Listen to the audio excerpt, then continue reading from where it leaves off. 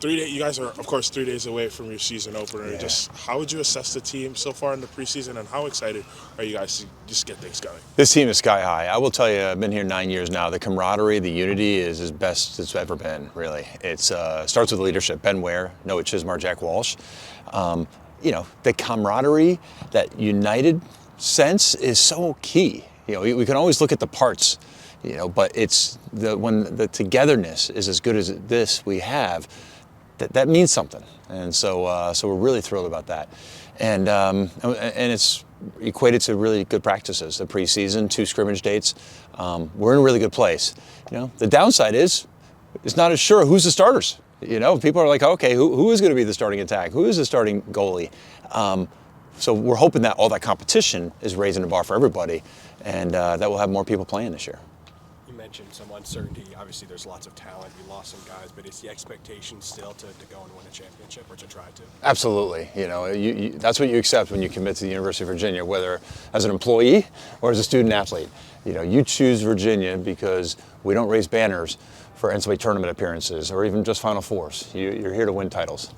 So that's what this group is. That's the ultimate mission. What have you seen from McCabe as he takes that step into being a leader or a leader? What I really love about McCabe is he's listening and hearing all the noise. He takes the positive and he segments the negative. He can take some criticism, think about it, and then put it away. When you're going to be that polarizing of an attackman, because he's a hard-charging, hard-riding, demands the ball, is going to make the diving play, and he's going to have some turnovers. He takes it all in stride better than just about anyone I've ever coached. It screams of an incredible emotional intelligence. True, it seems like he's on the precipice of a yes. What have you seen from him in the offseason? It's like the ghost of Ian Laviano. Another number 3 is running out there and scoring a lot of goals. Scrimmage totals were astronomically high, and what he's doing in production, running through the crease, finishing. He can feed and carry the ball. He rides hard just like Ian did. It's this is true. He's really emerging and breaking out right in front of our eyes. You have 2 guys now who have a lot, or at least good experience in goal. Have you made a decision on what you're planning to do Saturday? Not yet. I know they're starting to wonder too. What's the decision? I don't know. I'm at the point where maybe one takes the first half and the other takes the second half, and I don't second guess that. I don't slay it, at night saying, am I sending the wrong messaging? I mean, Matt Nunes has been almost a 3-year starter here, and he's practicing and playing and competing like a starting goal in the ACC. But then Cal Morris he's making a ton of saves. He is stopping the ball at a higher rate. So it's a great dilemma. On lefty attack, similar position, you have a couple guys there. Ryan Colsey and Thomas Menke seem like 2. What do they each give you? Yeah, Ryan Colsey more of a goal scorer. Thomas Menke really can do a lot of different things. Ryan Colsey is stepping up though right now. Ryan Colsey the last couple weeks, and especially yesterday, holy cow, he's earning that starting spot. Definitely. Hudson Hossman is a freshman who seems poised to do a lot of different things. What are you expecting from him this season? Maybe not as much that first couple games. I think we've been teaching him both offense and defense, and so he's got to get some more experience at both. But he'll get some minutes. Ideally, Joey Terenzi is running around on Saturday. He's been banged up. Joey's more that 2-way midfielder that Hudson Housman will be for us someday.